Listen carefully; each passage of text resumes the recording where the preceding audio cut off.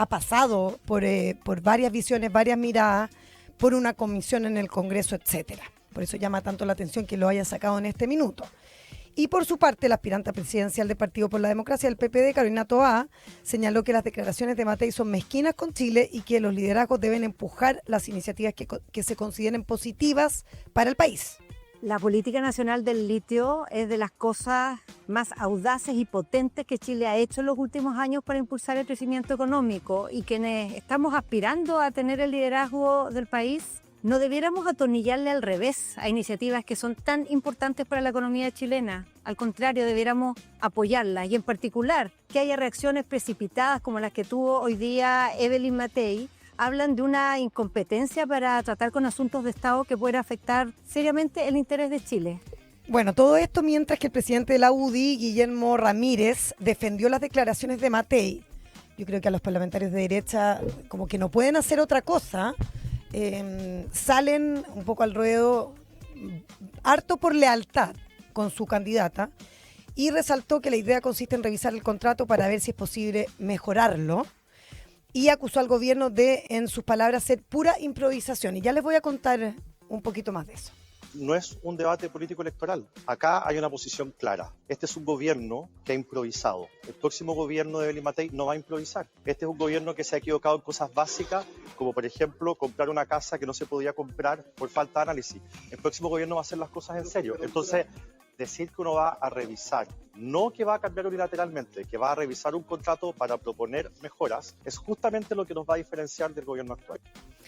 Ya, entonces lanzó esta bomba Evelyn Matei, y todos en la derecha pensaban que de alguna manera Evelyn Matei tenía antecedentes concretos de que algo no estaba bien en ese contrato, en la alianza con el SQM, o que de alguna manera no le venía bien al Estado el negocio.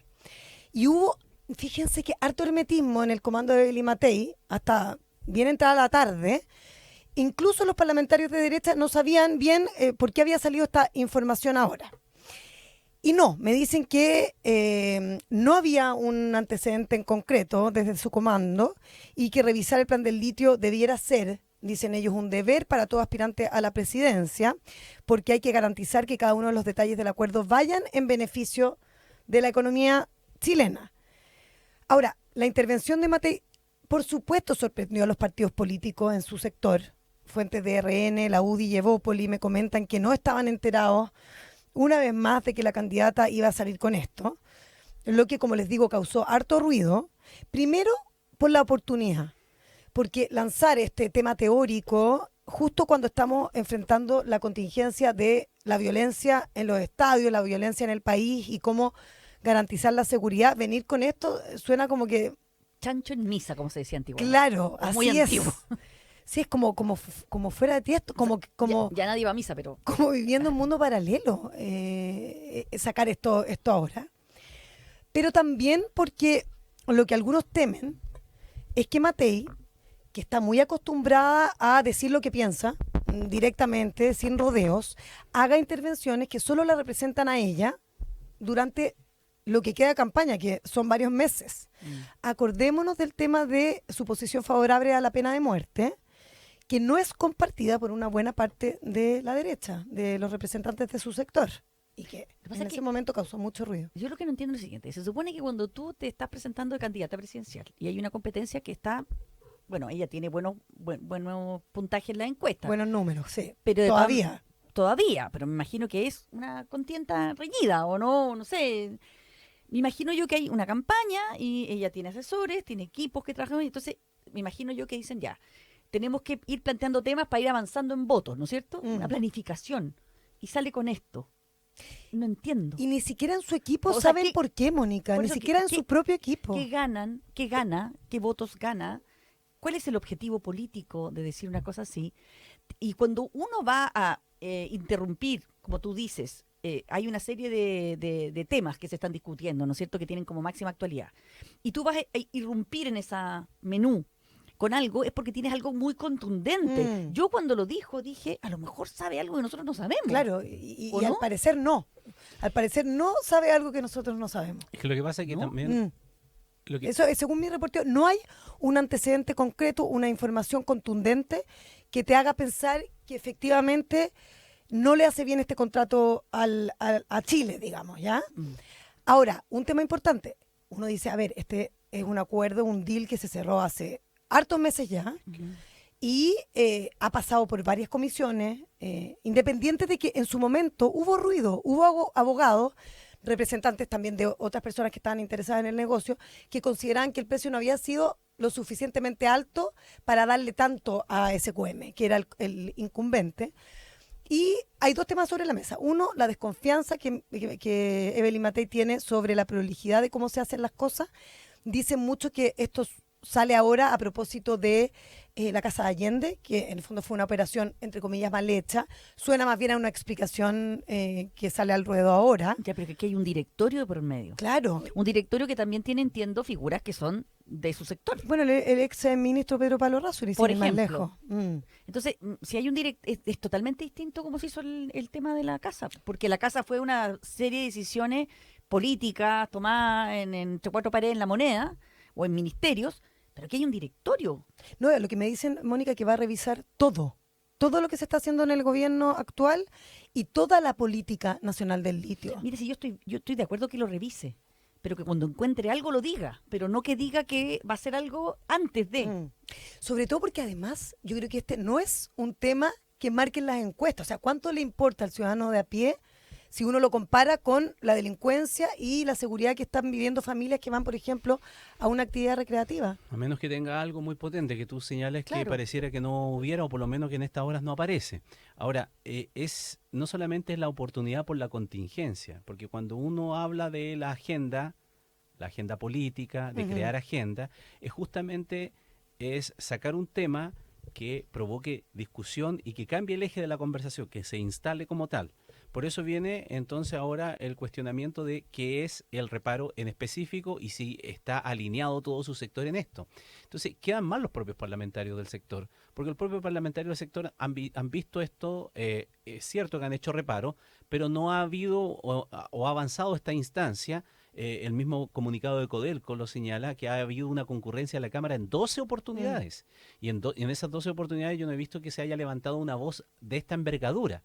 Entonces, quedan sus propios parlamentarios como en entredicho. O sea, se les pasó una aprehensión tan grande en todo este tiempo que es necesario que la candidata del sector salga ahora, cuando ha avanzado tanto esto, a poner un téngase presente, y un téngase presente sin una cuestión concreta. Al menos Oye, públicamente en este instante, que haga girar el tono de la conversación. Sí, yo encuentro el tema súper importante. Es sumamente importante. Porque estamos hablando de que Codelco se asocia con una empresa que es polémica, pues que es SQM. Claro, y muchos dicen que como Codelco están endeudados, sería como una opción para Codelco también de empezar a mostrar números positivos, hacer etcétera, caja, etcétera, claro. etcétera, etcétera. Pero entonces, si ella ve algo incorrecto, esa es la preocupación que uno tiene, que Codelco haya hecho algo que no esté correcto, en términos, no sé, que haya cedido demasiado, que aquí se pierda plata, porque es plata del fisco, plata de todos los chilenos. Lo que pasa es que Fin. ocurre además en una jornada en donde no solamente por esto ha salido a responderle un poco o a cuestionar la afirmación que se hace, porque uno pudiese pensar si es un exabrupto o no, si hay algo más de fondo que lo va a revelar más adelante. Y lo digo ¿por qué? Porque también salieron a aclararle el tema respecto de una afirmación que hizo también durante estas últimas horas, comentando el tema de estadio seguro y toda la cosa y la seguridad de los estadios, señalando que en el Estadio Nacional no habría ninguna cámara de seguridad. Entonces le salió a responder el mismo Ministerio del Deporte, el Ministerio del Deporte, ¿no es cierto? Sí, el Ministerio del Deporte. Le sale a responder dándole cuenta que el Estadio Nacional cuenta con 322 cámaras de seguridad que controlan los accesos, etcétera, etcétera. Y una larga descripción de aquellas herramientas que se han instalado en el Estadio Nacional. Y le da pie entonces a su contrincante ya a esta altura, Janet Jara, a retuitear esto que hace el Ministerio del Deporte y decirle que parece que la minuta, no estaba muy buena la minuta de Evelyn Matei. Sí. Entonces, dos cuestiones O sea, en un eso es lo mismo más día. chistoso, porque dice, Janet Jara le pone en Twitter o en X, Evelyn, tu minuta venía mala. O sea, es como chistoso también, ¿no? Y Evelyn Matei dijo que no había ninguna cámara y el informe dice que hay 322. Claro, eso es. O sea, no es que haya una diferencia pequeña. Claro.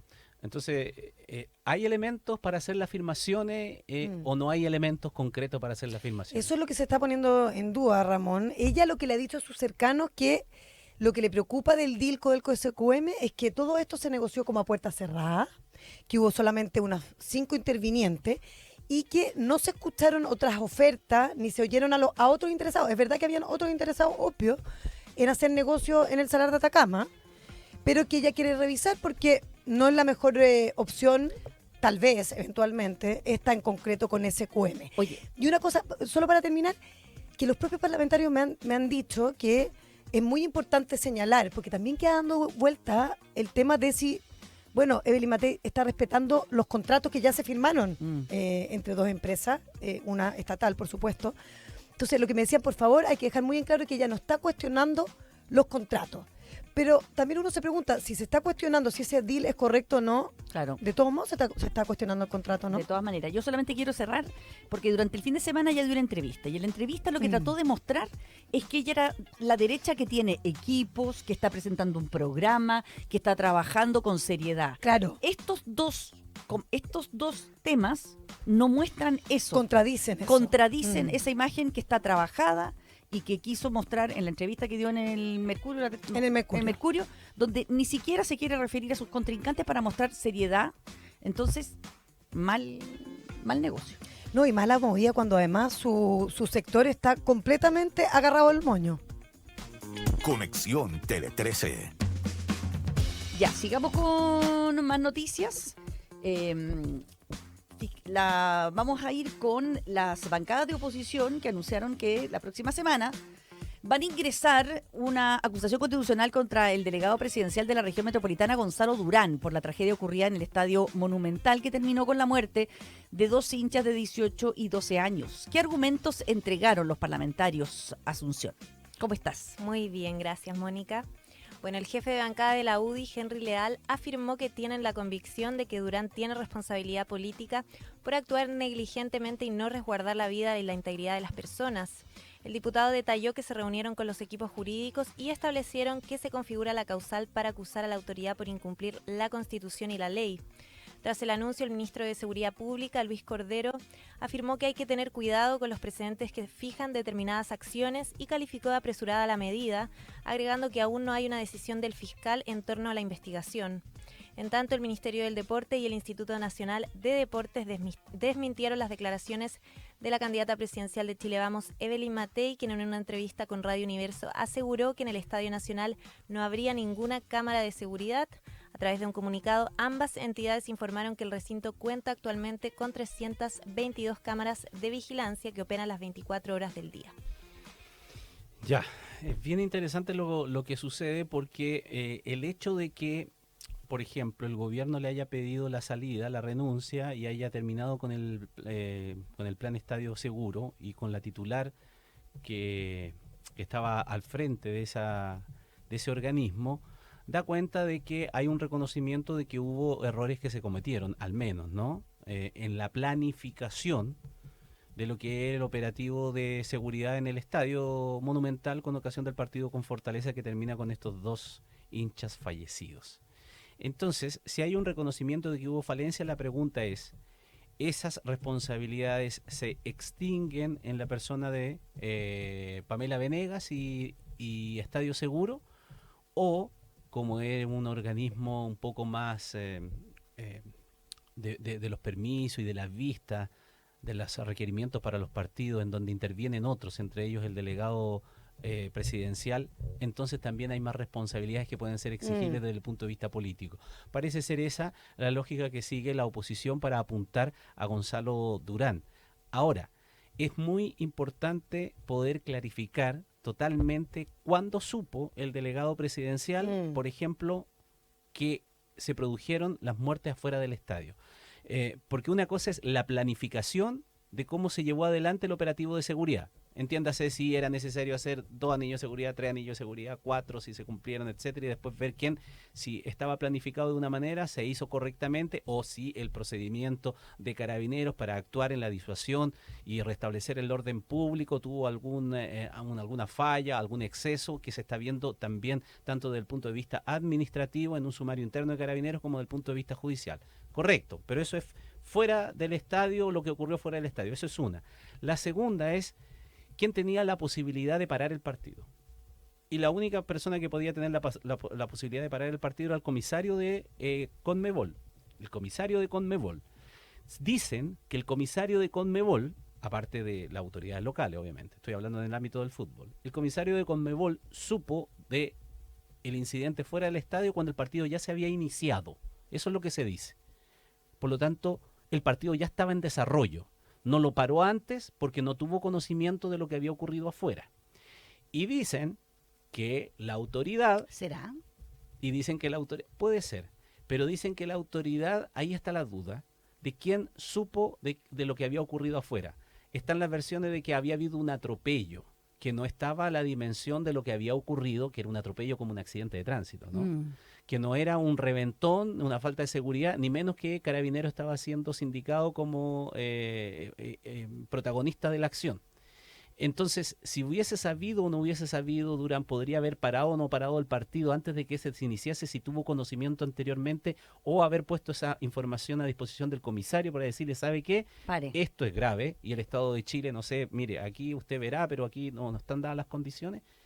Yo creo que mucho de eso va a tener que resolverse para poder ver bien cuál es el nivel de responsabilidad que pueda tener Durán. Durán dio una entrevista el viernes pasado a Julio César. Y ahí él le pregunta, y él dice que él no tenía claro qué había pasado afuera. Y que por eso no fue más enfático en... O sea, que se sabía que alguien había muerto, pero no sabían las circunstancias, no lo tenían 100% claro. Claro, pero sí sabía que habían muertos. Sí, que habían muertos, sí. Pero no sabía las circunstancias, no sé qué. Y entonces Julio César dice, bueno, pero si ya sabía que habían muerto, ¿por qué no para el partido? Entonces él dice, bueno, es que al no saber la situación, las circunstancias, nos pareció más, o sea, eso fue terrible, porque ahí dice, como que reconoce que si se paraba en el partido, iba a quedar mal la escoba.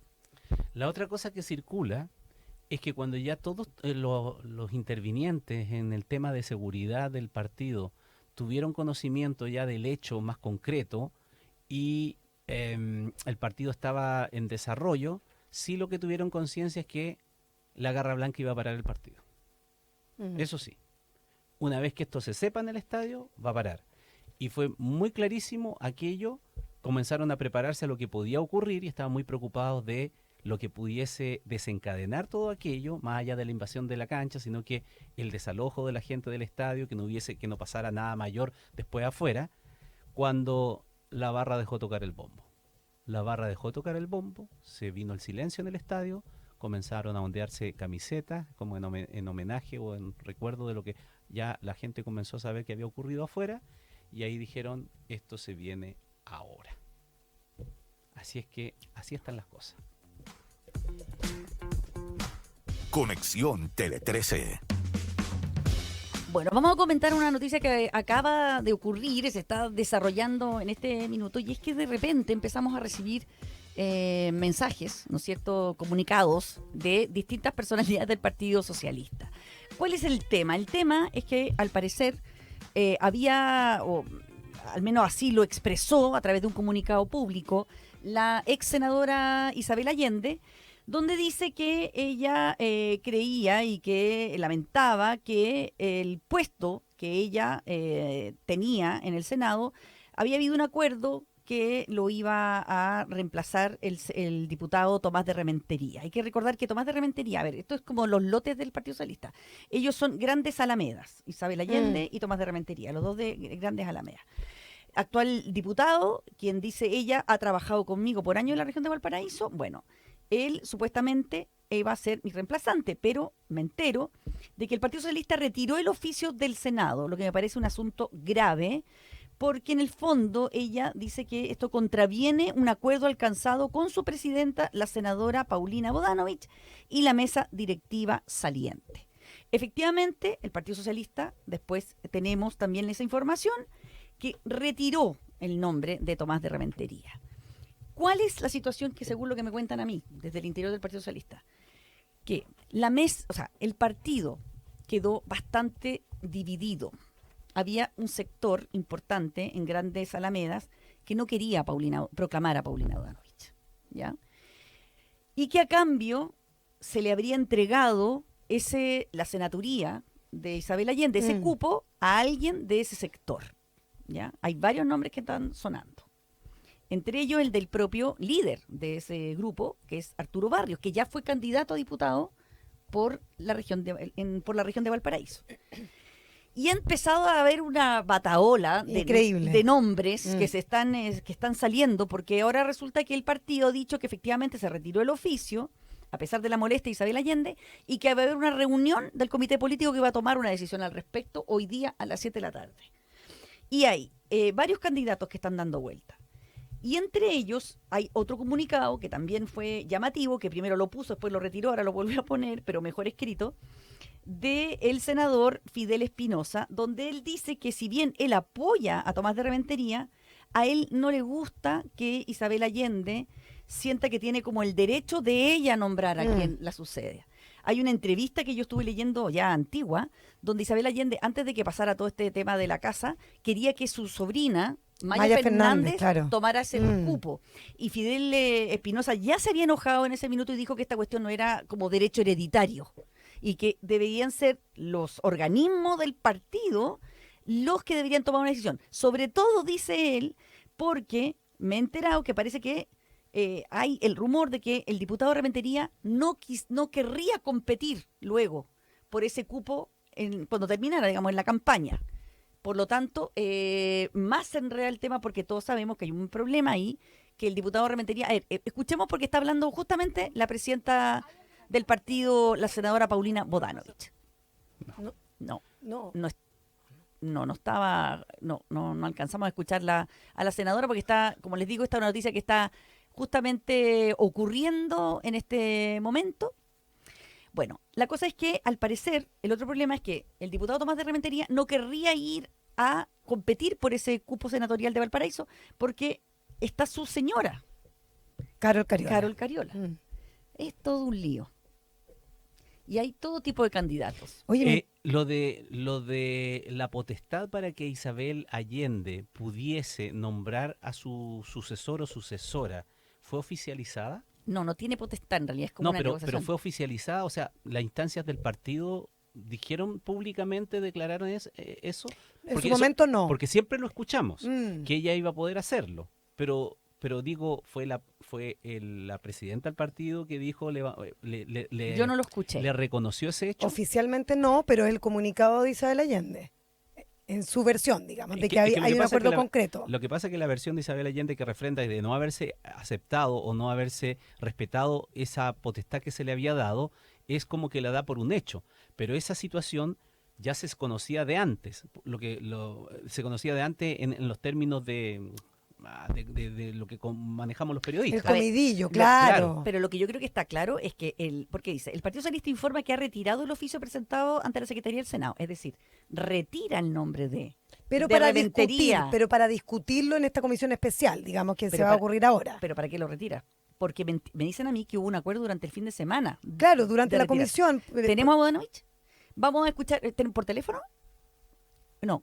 Ahora sí tenemos las declaraciones de Paulina Bodanovich. Escuchemos. Enviamos un oficio y lo retiramos porque, tal como lo indica el propio oficio, no había pasado por la ratificación de la Comisión Política. Vamos a tratar de hacer esa reunión en horas de esta tarde y si no mañana, y vamos a informarles cuando esté resuelto. Senadora, ¿hay alguna estrategia para no afectar la senatorial de Carol Cariola?